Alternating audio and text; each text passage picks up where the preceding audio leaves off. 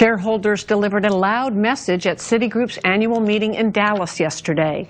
They voted to reject a nearly $15 million pay package for CEO Vikram Pandit. The bank's board of directors already voted to award Pandit the money for 2011. But as part of the Dodd-Frank law on financial regulation, public companies now must offer a say-on-pay vote to their shareholders at least every 3 years. Like many banks, Citi has struggled in recent years. It got a $45 billion bailout loan from the Treasury during the financial crisis, but has paid it all back and now is profitable. We look at what was behind the vote and what happens now with Simpson, Director of Corporate Governance for CALPERS, the California State Pension Fund. It holds 10 million Citi shares and voted against the pay package. And Russell Miller, founder and managing director of ClearBridge Compensation Group, which advises companies on executive pay. We invited Citi to appear, but the company declined our invitation. For the record, Citi is a NewsHour underwriter. And welcome to you both, and Simpson. So explain the vote yesterday. CalPERS, why did you vote against this pay package? It was a simple vote. We rejected the proposal because Citi have not demonstrated that they're making awards of performance pay for long-term performance. And that's what we as the owners really need to see. So are you saying the amount of money was too big, or you don't like the way the compensation package is structured? We're share owners, we're not management. It's not our job to nickel and dime individual amounts, but what we want to see is full transparency. That's the first thing. We need to understand what's going on with pay.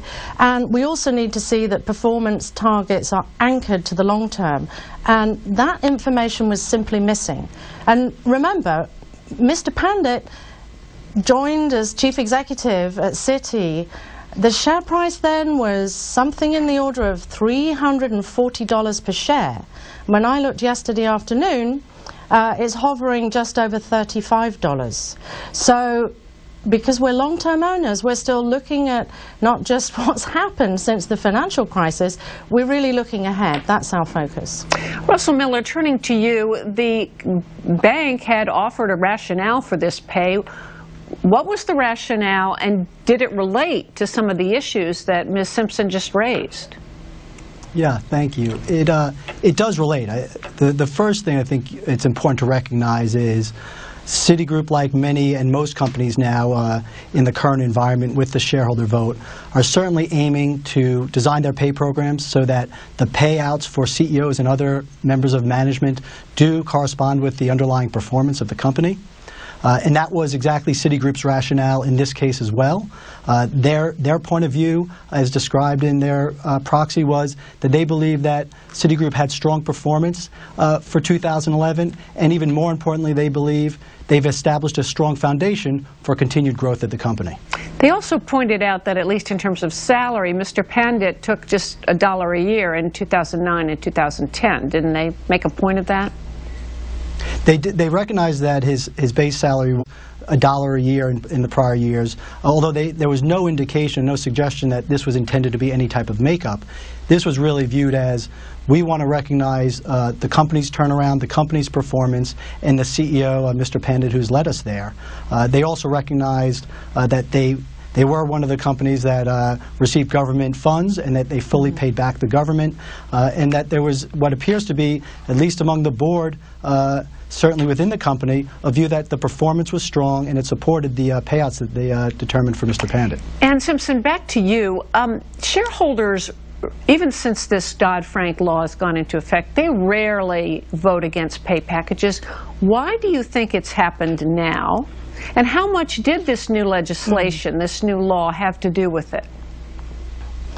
Well, the new law is everything to do with it, because if share owners are not asked their views, it's impossible to gauge.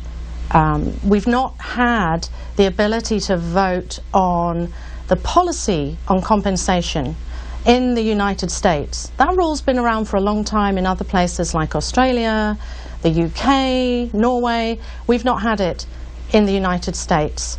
So that came in for the first time last year, and admittedly this was quite new investors were working out how to use it.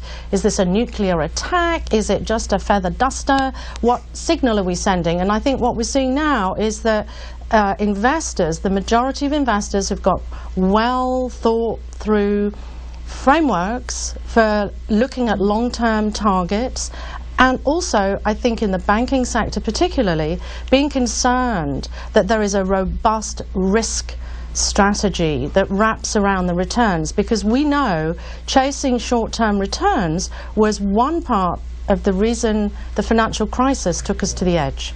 Back to you, Mr. Miller. So, one, do you agree that Dodd-Frank, that law, that provision is having a major impact, and that it is, as Ms. Simpson suggests, going to be broader than just Citigroup?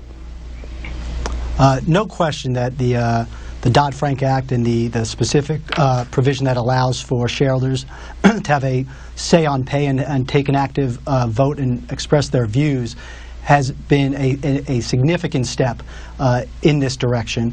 It's given the shareholders the opportunity to directly say whether they support or don't support what the boards are doing as it relates to executive compensation programs.